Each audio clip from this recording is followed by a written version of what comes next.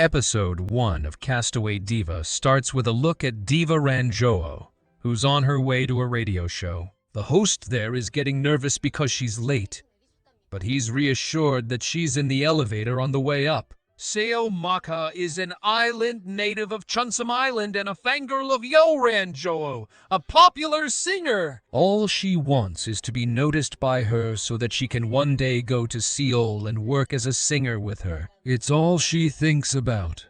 She is about to get a call from Ranjo on a radio show, and Maka is desperately looking for a cell phone. This is a life or death experience, at least for little Seo Maka. But the only person who has it is Jong-hyeop, and the more Maka asks him for it, the more he charges to give it to her. Mok-ha even plays the sob story and begins crying in front of Jong-hyeop, trying to gain sympathy so she can have his phone. He does end up giving her the phone, and Maka gets to talk to Ranjo. It is a dream comes true for her, and she breaks down in tears over the phone call. But Hyeop cares for none of it, and as soon as the time is up, he takes away the phone from her. Maka loses the chance to sing along with Ranjo, and she is furious.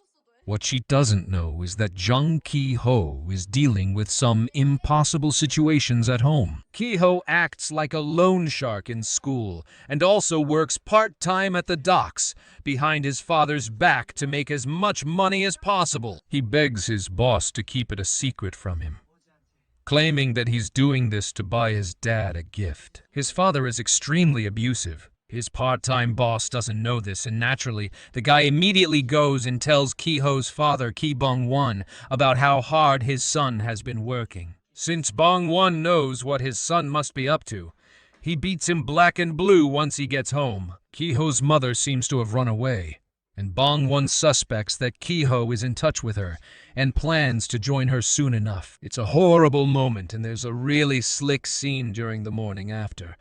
As Hyeop puts the mirror back up and looks at his reflection, there's a crack all the way down, reflecting his own imperfections in life. Maka can just enter a video contest Ranjo is judging, win a contract, meet Ranjo, and become a star. All she needs is video equipment. And guess who has one? Yep, it's Hyeop. She wants to send that in so that Ranjo notices her, and she is able to meet her idol.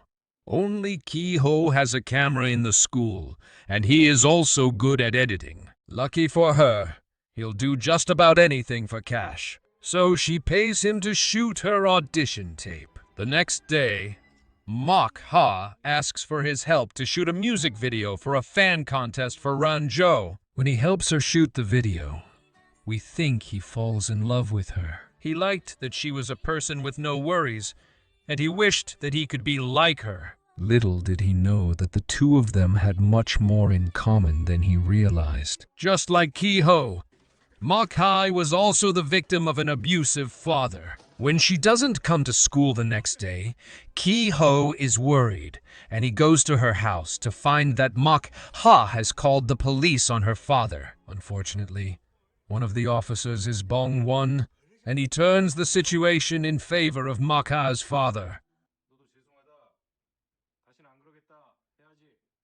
Hyeop is watching it all, and he understands that Maka is also suffering the same way he is. Hyeop meets her that evening, and she tells him that she was happy when he said that she had no worries because that is how she saw her idol, and the comparison felt good to her. But Maka doesn't want to send in the video anymore. Hyeop doesn't know her reasons, but he sends the video on her behalf.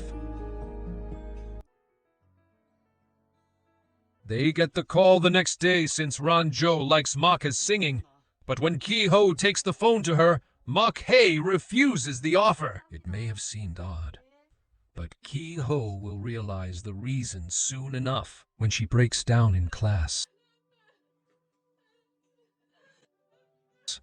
Hyeop understands that when the police did not believe Maka and left her in such a dangerous situation, She had lost any confidence in her plans to protect herself. Mok-ha had started feeling that no matter what she did, her situation wouldn't change, so she wasn't even trying anymore. Ki-ho did not want to see her that way, so he takes her aside and tells her that the next time she feels unsafe around her father, she should come to him, and they can run away together. It isn't long before that situation arises, and Mok-hae finds herself outside Ki-ho's window. Ki-ho was already prepared and waiting for Mok-ha to show up, and the moment she did, they both left right away. Ki-ho had it all planned out. He knew that they would go to Seoul, where Mok-ha would work with Ranjo, and Ki-ho would be her manager and work along with her. He calls Rujan's manager and asks him to pick them up at a designated place. Now, both the kids are waiting for the ferry to arrive. Sadly, the big-mouthed man from before ruins their plans once again. He calls Mok-hae's father and tells him that his daughter is near a ferry. In the boat, Mok-ha tells Ki-ho that she will take care of both of them since she will be the earning person between them. Ki-ho is flustered. But before he can say anything, he sees Mok-hae's father. Ki-ho gives her his backpack and tells her that everything she needs will be in it. He has to rush outside to stop Mok-hae's dad. But even if Ki-ho is left behind, at least Mok-hae can escape. It is impressive how much the boy already loves the girl. As Ki-ho tries to stop Mok-ha's father, Mok-ha sees that Ki-ho has given her all his money and he has written down everything for her in a notebook so that she wouldn't have any trouble at all. Right from the beginning, he was prepared for this sacrifice, and Mok-ha is touched that someone did that for her. As the ferry takes off, and an injured Ki-ho is lying unconscious on the docks, Mok-hae sees that her father has made it to the ferry. He tries to convince her to go back home, but a scared Mok-ha jumps off the ship with her father close behind. At the end of Castaway Diva Episode 1, we see that people think that Mok-ha and her father have passed away.